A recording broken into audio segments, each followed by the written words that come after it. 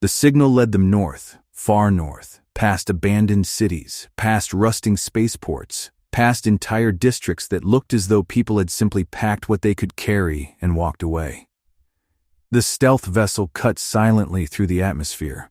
Below them stretched the remains of what had once been one of the most feared planets in the galaxy. Now it looked tired, old, broken. The scars of the blackout still remained everywhere. Roads cracked and overgrown, bridges collapsed, entire industrial sectors sat dormant, yet life still existed. Small villages dotted the countryside, tiny clusters of lights, families, farms, people surviving, people rebuilding, people living completely disconnected from the empire that had once ruled them. Darius watched the world pass beneath them. The old warrior remained unusually quiet. Kenny didn't interrupt.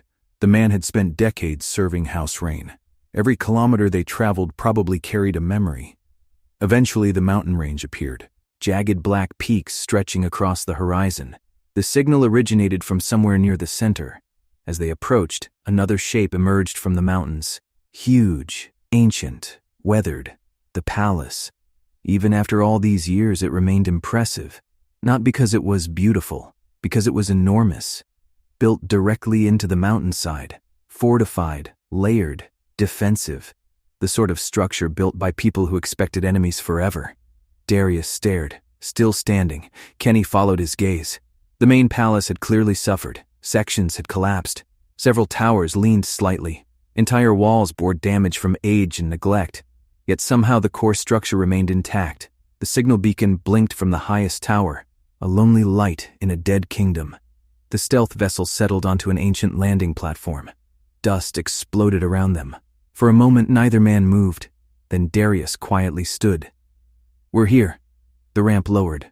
Cold mountain air swept inside. The pair stepped out. Silence greeted them. No guards, no servants, no soldiers, only wind. The palace looked even larger from ground level. Broken banners still hung from towers, faded, torn, almost unrecognizable. Darius walked forward slowly, his eyes moving across familiar walls, familiar statues, familiar pathways. This place used to be packed. Kenny followed beside him. The old warrior pointed toward a massive courtyard. Military ceremonies, another direction. Fleet celebrations, another. Public executions. Kenny raised an eyebrow. Darius shrugged. It was House Rain. Fair point. The deeper they moved into the palace, the stranger things became. Furniture remained. Paintings remained. Books remained. Yet almost everything valuable had been taken. It looked as though villagers had slowly stripped the place over the years. Not maliciously. Necessity. The palace had become a resource. A giant abandoned warehouse. Doors, wood, metal, tools. Anything useful, anything worth taking. The further they explored, the clearer it became. Nobody viewed this place as sacred anymore. It had simply become ruins. Eventually they reached the central section of the palace, the oldest section, the most secure section. Darius stopped. There. Ahead stood a massive reinforced door. Unlike everything else in the palace, it remained untouched because nobody could open it. Ancient locking mechanisms covered the frame. Mechanical, old-fashioned. House Rain had always loved backup systems. Kenny examined it. "Can you open it?" Darius smirked slightly. "I practically helped design it." The old warrior approached the wall, pressed several hidden switches, turned a concealed wheel, then entered a sequence Kenny never would have found himself. Deep inside the structure, machinery groaned. Dust fell from the ceiling. Ancient gears moved for the first time in years. Then, the doors opened. A cold, stale breath escaped from inside. The war room. Kenny immediately recognized it. Not from being here, from the broadcasts, the hologram calls, the threats, the arguments. For years this room had appeared behind Lord Rain, the giant tactical table, the banners, the command displays, the throne-like chair near the far wall. Everything was exactly where it had always been. The room felt frozen in time, as though Lord Rain had simply stepped out yesterday. Darius entered slowly. His expression changed. For a moment, Kenny didn't see the uncle. He saw the former member of House Rain, the younger version, the loyal version, the version that still believed. The old warrior walked around the room quietly, touching surfaces, looking at old displays, remembering. Kenny gave him space. Instead, he began searching. The tactical table remained covered in maps, notes, calculations, most of them years old, many relating to the blackout, many relating to survival, many relating to rebuilding. Then Kenny heard something, a sound. At first he thought it was the wind, then he realized someone was crying, not quietly, not trying to hide it, sobbing, the sort of grief that comes from somewhere deep. Kenny turned. Darius? No response. The crying continued. Kenny followed it, through the war room, toward a side corridor, toward a partially open doorway. Then he saw him. Darius stood frozen, looking inside a room, shoulders shaking, sobbing openly. Kenny had never seen that before. Not once. The old warrior was one of the strongest men he'd ever known. Yet here he stood completely broken. Concern immediately replaced curiosity. Kenny moved beside him, then looked inside, and understood. The room was a medical chamber, private, small, built for one purpose, one patient. The bed sat in the center, surrounded by dead machines, dead monitors, dead life support systems, dead equipment, and on the bed, Cassian, or what remained of him. Kenny froze. The skeleton remained exactly where the old man had died, still lying in bed, still covered by faded blankets, still positioned exactly as if he had passed away yesterday. Nobody had buried him. Nobody had moved him. Nobody had honored him. The realization hit both men simultaneously. Lord Rain had left him there, for years. Kenny slowly looked around. The room told a story, a horrible one. Additional chairs surrounded the bed, blankets, food trays, old medicine containers, evidence of someone spending endless hours here. Then Kenny understood. His father hadn't abandoned Cassian. His father had stayed too long, long after death, long after sanity, long after reason. Darius collapsed into a nearby chair, covering his face. Oh, Cass. The grief in his voice hurt to hear. He deserved better. Kenny said nothing, because there was nothing to say. The evidence surrounded them.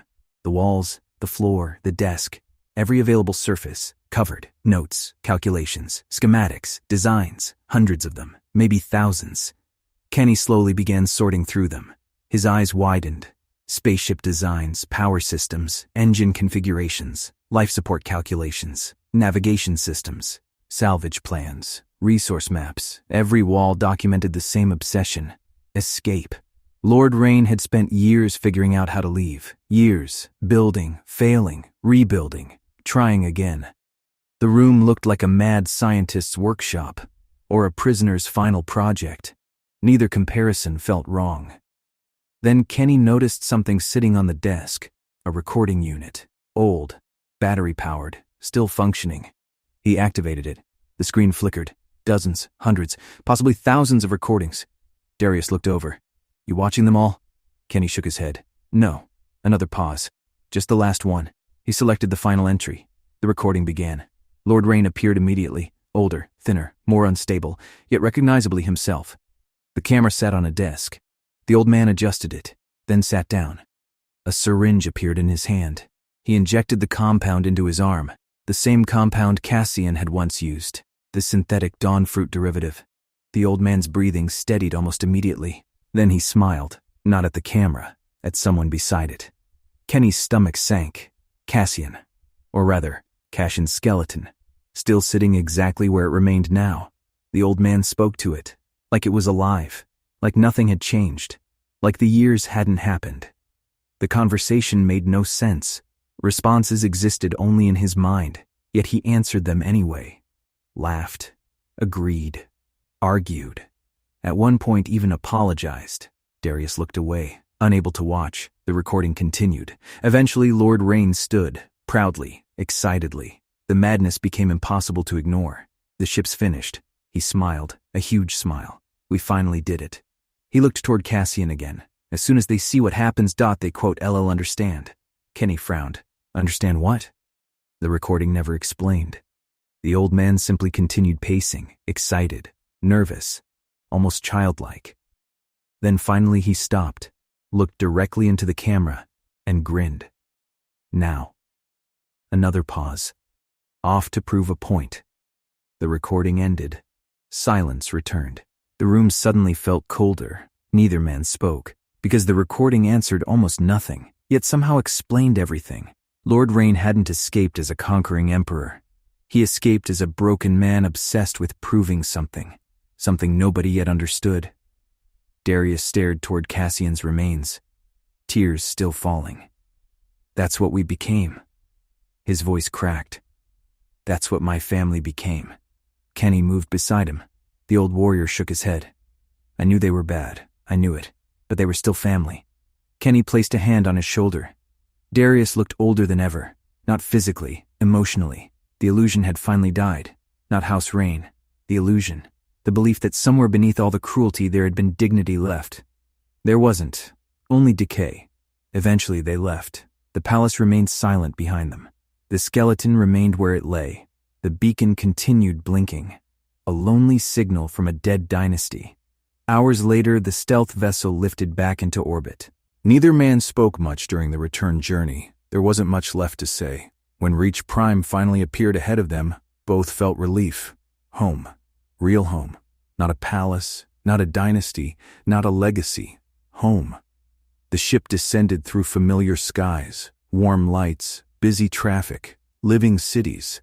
Everything Lord Rain had lost, everything Kenny had built, and for the first time since stepping into that palace, Darius finally looked at peace.